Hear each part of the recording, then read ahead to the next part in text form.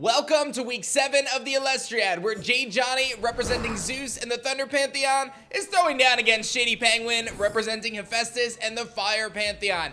This clash is one of epic proportions as these two casters are fighting for one of the final slots for the playoffs. Only the top 4 casters in the Elestriad will advance to the next round, the playoffs, and the final chance to be immortalized in Elestrals. JadeJonny is 4-2, ShadyPenguinn 3-3. This is a huge opportunity for Shady to climb back in this one, and we've got an interesting dynamic between the decks. If you haven't seen the deck profile, check it out in the description below. I'll have a link to it. But JadeJonny's bringing kind of a fruit deck. Then you've got Shady going more Wind, Burn, Exaltair. I love it. I'm very excited for this one. Leave a comment down below. Let me know who you got on this one, and be sure to like the video and subscribe. And without further ado, let's find out who's gonna win this clash.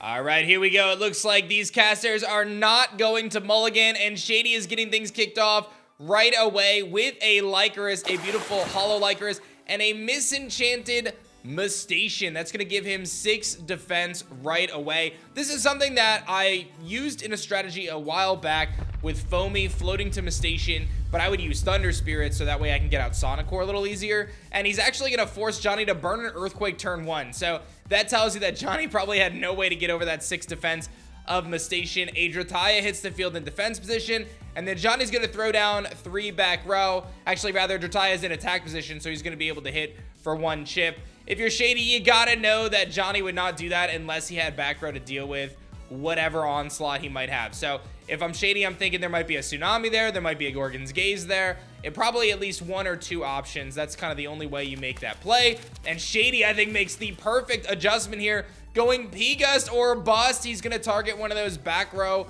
runes and pop one of them, and he's gonna have to think about it, and it's a Tsunami. So he gets rid of a Tsunami, probably the one you want to hit the least, I would say. If there's a Gorgon's back there or something like that, that's the one you really want to hit. Tsunami at least kind of make it so it's less of an impact later in the game, but you really want to try to hit one of those Gorgons or like a shield or something like that.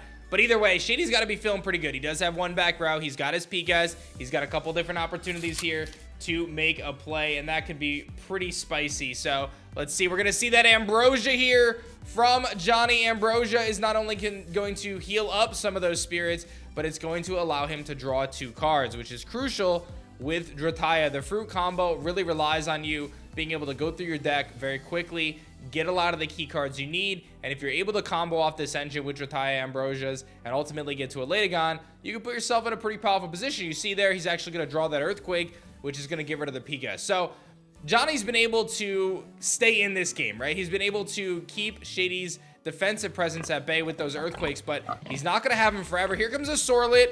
Probably not the best thing because he's going to have an answer for it. It's going to be the Poison Tipped Arrow.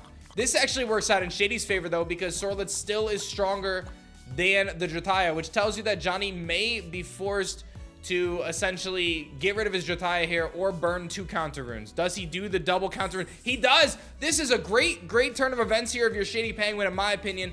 Yes, the Drataya lives another day, but you just got rid of a Gorgon's Gaze and a Poison Tipped Arrow and 4 spirits from Johnny. I know a lot of sentiment around Elestrals right now is that the game is very counter rune heavy, and it is. It very much so is. However, there are cards, and we just saw 2 of them, P-Gust and now Equal Links, that can really set the kind of field up in a way that you can gain an advantage.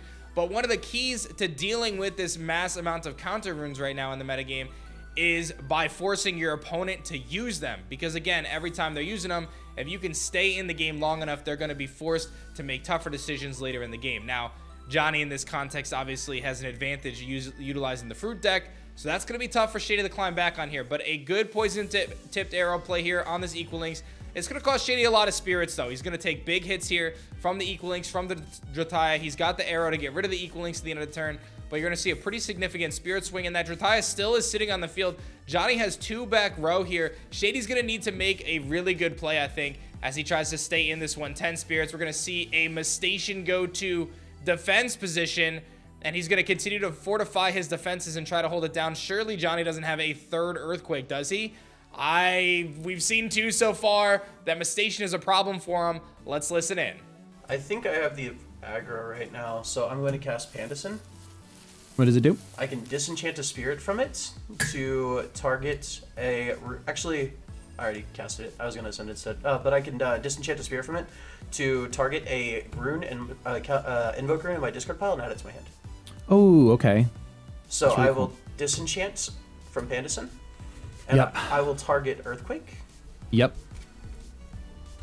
Then I will cast said Earthquake. Then I will set a back row. How many Yep. cards do you have in hand? 3. 3. And I will attack you for 1. Okay. A big play there from JadeJonny using his Pandison to grab an Earthquake. Pandison is a card that hasn't seen a ton of play, but it can recycle one of those runes in your underworld, one of your invoke runes, which in this case, Johnny had 2 main options, right? He can grab that Earthquake, he ends up getting that 3rd Earthquake, or he could grab an Ambrosia to draw 2 from Drataya. Tough call there, right? Tough call. I think if it's me, I'm probably grabbing the Ambrosia, just because you're going to be able to get a lot of spirits and a lot of draw power back, and you hope that you draw into something that will be able to get you, enough pieces to get rid of the Mistation. But I get it, right? You got to get rid of that Mistation. It seemed like he didn't really have a good option there. Shady goes for the Sorlet cast, and it doesn't seem like he wants to attack here, which I find to be interesting. Maybe this is my bad control as a player, but I like to just aggro and just attack everything as best as I can. Johnny's going to go out with the Scavengem, and it looks like he has to check what the card does.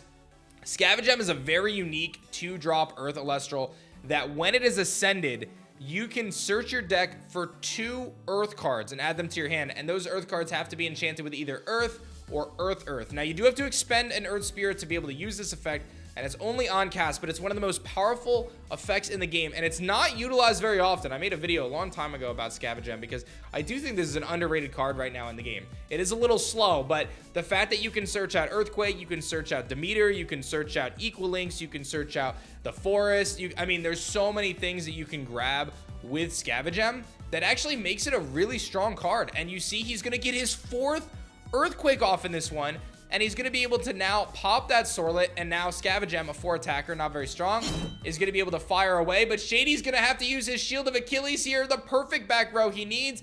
He's going to pump it up. It's going to cost him 3 spirits to do so, but he's going to bounce that Scavengem back to Johnny's hand, and this could be the opening that Shady's been looking for, as now he's got a clear Elestral field to attack into. 3 back row, but again, that's going to force Johnny to use some spirits. Shady has an opportunity to make a big play here. Let's find out what it's going to be. It's going to be a Wind Spirit and another Mistation. Shady is committed to this strategy.